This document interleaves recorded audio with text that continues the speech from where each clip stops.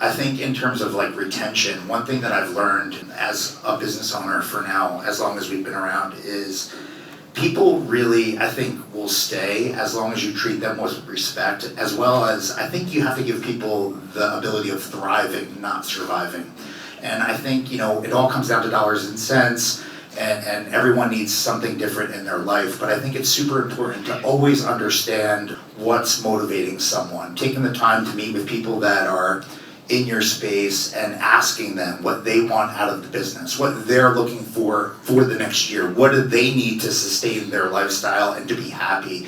And whether it's the number of events or the dollars and cents at the end of the year, your job as a business owner is to essentially to put wind in the sails to keep people moving forward. And I think things that I've done to kind of reinforce that is, at the beginning of every year we have this email that goes out, and it essentially gives everyone the rules of engagement. Like, in order to stay with SCE, here's like the dollars and cents, here's how things are basically broken out, here's how we're gonna be spending our money, because I feel that the area of financials is usually the most complicated and controversial topic for a lot of people that work for businesses. They don't understand where the money's going or how they can work for this, but the event is making this. And I think addressing these things is super important. And I think just giving people the opportunity of thriving in their space, owning their own brand, being their own individual underneath a company portfolio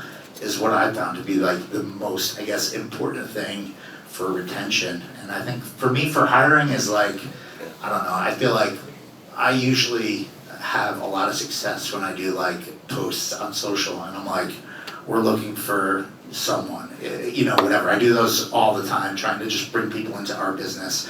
We will go to the friend network in terms of like our team for some of the support roles, whether it's like supporting DJ events or the photo booth business. But I feel like I've always had a lot of success sharing content on social media, saying like we're looking for a new host. We have opportunities here for people, or sometimes people come to the table just like, hey, we're looking for work.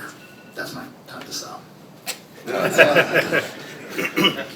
Yeah, just real quickly, kind of ditto everything they said. I've had a lot of luck finding people still on Craigslist, paid listings on Indeed.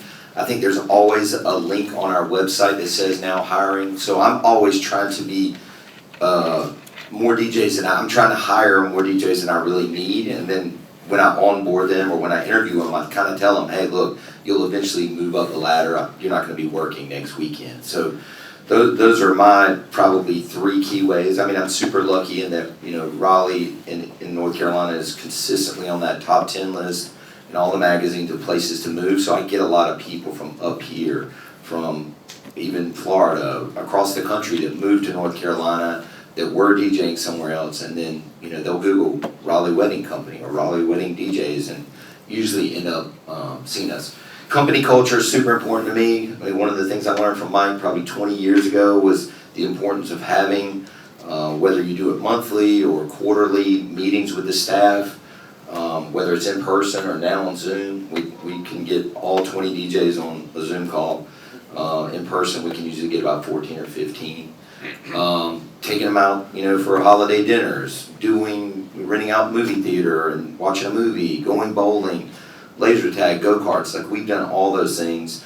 And then, at the top of it all, please just pay your people well and pay them, the day after the show or whenever you do your payroll or direct deposit. I mean, early on in our career, we used to pick up people all the time that just simply were not, getting paid or getting paid with a bounce check. So when Joe says that I do things a little bit differently than Jason and Joe, what he's referring to is my ideal recruit has no DJing experience. These 2 gentlemen would rather find somebody who's been in the game for a while. They can mold them to kind of fit what's going to work in their company. So that's why it's a little bit different that way. Not that I won't hire somebody who has DJing experience, but my ideal recruit is somebody who has a great personality, outgoing, good look, loves music, loves people, and has little to zero experience ever touching. Now, it's a much smaller, it's a much longer process because I have to get them in and integrate them and train them, But I believe at the end of the day, after that 6 to 12 month process of training, I've got somebody who just fits my mold perfectly. Where am I finding people? The two biggest ways: I put ads on Craigslist all the time, and it's a cattle call, and I get a ton of people that don't work out in those situations, but I find plenty of gems every once in a while.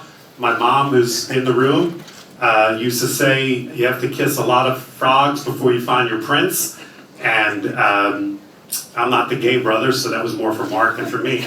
But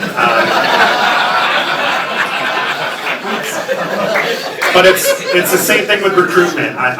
You have to interview a lot of people before you find that gem, and I'm willing to do it. And then the other way is I'm constantly reminding my staff, hey, if you know anybody who you think would fit in, let them, bring them to me.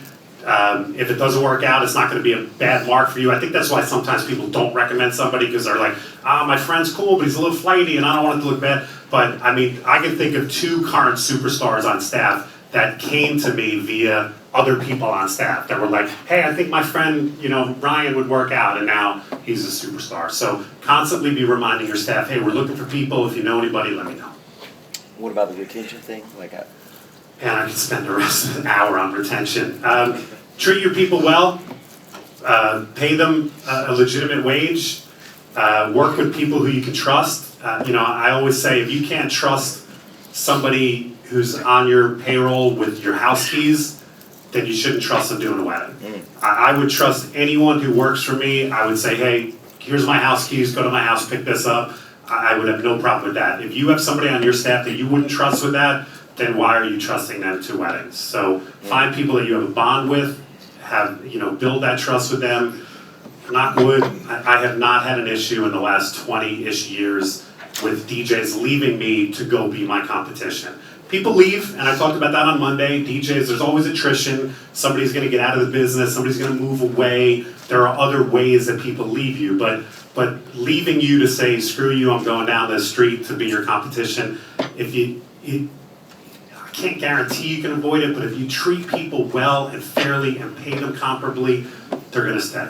Yeah. Can I make one more point about that? Everybody complains about millennials and how much they don't want to work, and I disagree with that. There are plenty of millennials who have the hustle and have the game, but if there's one advantage to that, a millennial leaving you to open up their own company is much less likely, because there's a ton of work involved in that, and I think they know it. And so I think millennials, if you create that environment for them, they're much more likely to stay.